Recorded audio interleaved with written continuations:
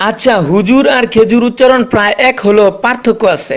তা পার্থক্যটা কি বলতো দেখি? স্যার কইতে শরম লাগে। শিক্ষার মধ্যে কোনো লজ্জা নেই, বলে ফেলো।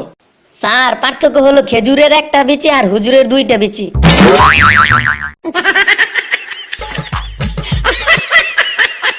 আচ্ছা বলতো দেখি, পাগল আর সাপের মধ্যে মিল কোথায়? স্যার দিন ভরে দুজন যত একে বেঁকে চলুক না কেন, ঘরে ফেরার বেলায় নিজের বাড়ি ঠিকই চিনে।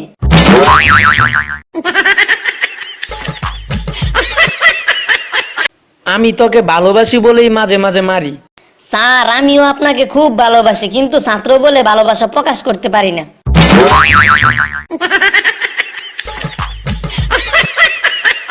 ইপটিজিং আর লাভের মধ্যে পার্থক্য কি বল দেখি? মেয়েরা রাজি থাকলে লাভ, আর না থাকলে ইপটিজিং। তুমি কি ইপটিজিং করো? না, আপনার মেয়ে তো রাজি।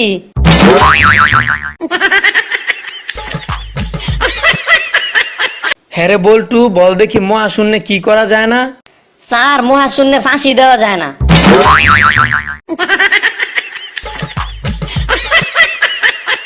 আচ্ছা বলতো বাসা কাকে বলে?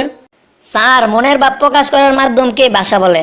আচ্ছা, এই মনের ভাব প্রকাশ, এটা দ্বারা তুই কি বুঝিস? একটা উদাহরণ দে দেখি। ওই বেটা এই ব্যাগটা ক্লাস আনছত কেন জানোস না? সরকার নিষেধ করছে।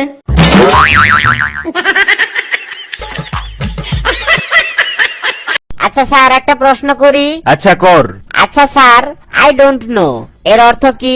আমি জানি না। জানেনই না, তাইলে আমাদের পড়াইতেছেন কেন?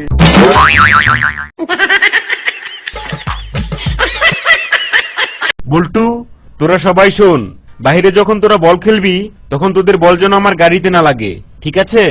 অবশ্যই স্যার, গাড়িটাই তো আমাদের গোল পোস্ট, আর আমাদের গোলকিপারটা অনেক ভালো, কোনোভাবেই গোল হইতে দিবে না।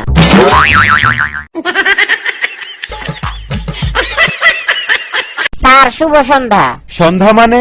এই ভর দুপুরে তুই শুভ সন্ধ্যা বলছিস? কি আর বলবো স্যার, আপনারে দেখলে আমার চারদিকে সবকিছু অন্ধকার হয়ে আসে।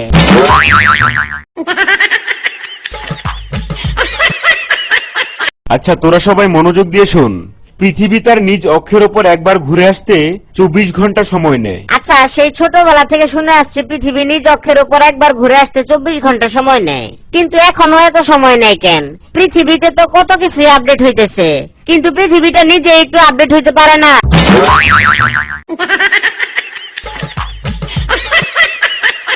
বল্টু, আমি তোমাকে কতবার বলেছি যে দুষ্ট ছেলেদের সাথে কখনো খেলতে যাবে না। আমি তো খেলতেই চাই না, কিন্তু আমি ভালো ছেলে বলে ওরা সবসময় আমার সাথে খেলতে আসে।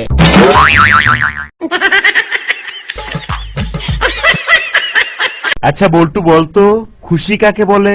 যখন বউয়ের বাচ্চা হয়। ও আচ্ছা, তো ভয় কাকে বলে? যখন গার্লফ্রেন্ডের বাচ্চা হয়। আরে কি বলছিস? আচ্ছা এবার বলতো, বিপদ কাকে বলে? যখন বউ আর গার্লফ্রেন্ড দুইজনেরই একসাথে বাচ্চা হয়। স্যার এবার আমি একটা প্রশ্ন করি। আচ্ছা ঠিক আছে কর। আচ্ছা বলেন তো, মাথায় বাজ পড়া কাকে বলে? কই এর উত্তর তো আমার জানা নেই।